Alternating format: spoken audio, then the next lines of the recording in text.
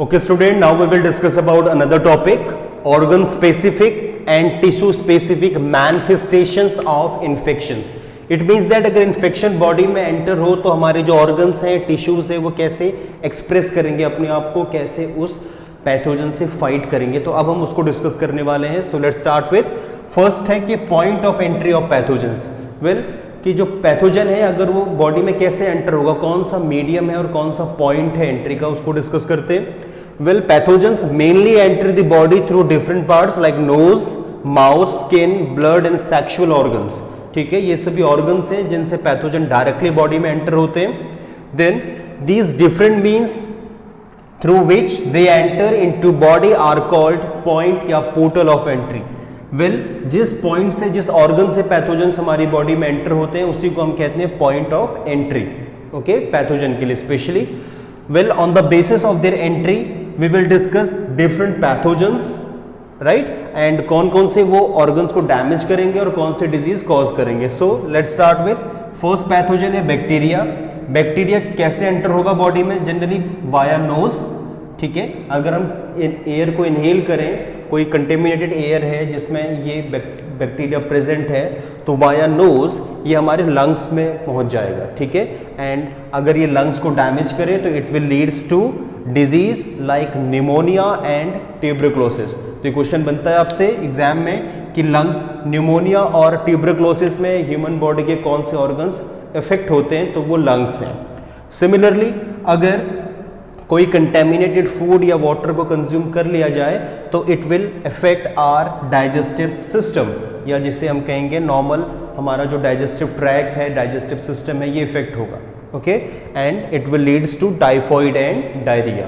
Okay, now similarly अगर viruses हों pathogens, तो वायरसेस को अगर हम कंटेमिनेटेड फूड या वाटर के थ्रू अपनी बॉडी में एंटर करें so it will affect our liver. ठीक है, और लीवर को अगर अफेक्ट करेगा तो कौन सी डिजीज होगी? जॉन्डिस. ठीक है, मोस्ट कॉमन. तो एग्जाम में बहुत फ्रीक्वेंट क्वेश्चन पूछा जाता है कि जॉन्डिस में कौन सा बॉडी का ऑर्गन इफेक्ट होता है, तो आपका आंसर होगा लीवर. तो ये तो था point of entry of pathogen. Okay, अब इसके बाद हम डिस्कस करते हैं कि एक्सप्रेशन कैसे होगा, कैसे ऑर्गन्स एक्सप्रेस करेंगे अपने आप को. Well, tissues and organ specific sign and symptoms of the disease. Okay, कौन कौन से साइन एंड सिम्टम्स अपीयर होंगे जब ये पैथोजन बॉडी में एंटर होंगे? Well, as I told you कि सिम्टम्स और साइन में क्या डिफरेंस है. सिम्टम्स क्या होते हैं? सिम्टम्स एविडेंस होते हैं, जो मैं पहले भी बता चुका हूँ आपको कि सिम्टम्स एविडेंस है, जो ये बताते हैं कि जो कोई भी ऑर्गेनिज्म है वो बीमार है या इल है. ठीक है, या फिर वो कोई डिस्टर्ब्ड ईज में है.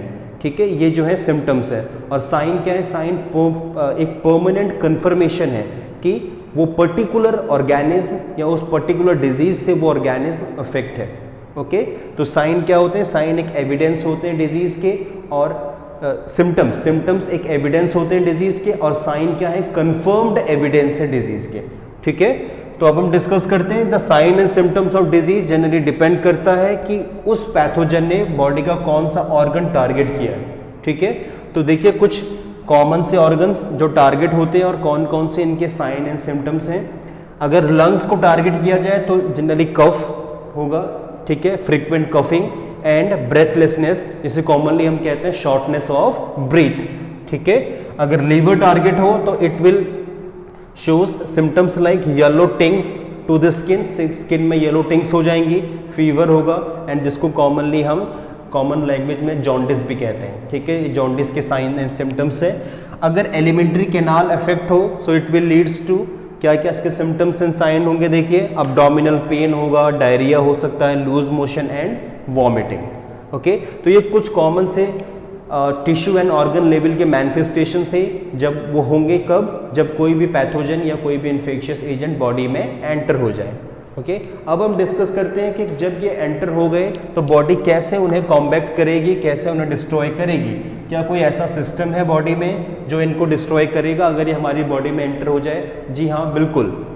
वेल, कॉमन इफेक्ट क्या होगा जब कोई डिजीज या कोई भी पैथोजन बॉडी में एंटर हो जाए? In addition to the tissue specific effect of infectious disease, there are also some common effect expressed in response to infection by the body. Well, अगर कोई भी infection या कोई भी harmful ऑर्गेनिज्म बॉडी में एंटर होता है तो बॉडी उसको आइडेंटिफाई कर लेती है और बिल्कुल रेडी रहती है कि उसको एज सून एज पॉसिबल उसको न्यूट्रलाइज कर लें।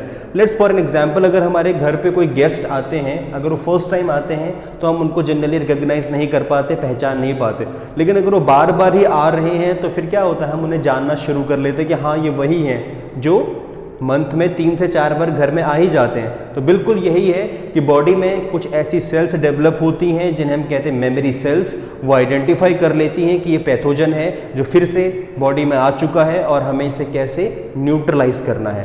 तो इसके लिए ये जरूरी है कि एक बार पहले उस एंटीजन से उस एंटीबॉडी का इंटरेक्शन हो जाए और जो मेमोरी सेल्स हैं वो डेवलप हो जाए। अगर एक बार मेमोरी सेल डेवलप हो गई, फिर चाहे वो कितनी बार भी आता रहे, बॉडी उसको आइडेंटिफाई करके न्यूट्रलाइज करेगी। लेट्स डिस्कस कैसे न्यूट्रलाइज करेगी।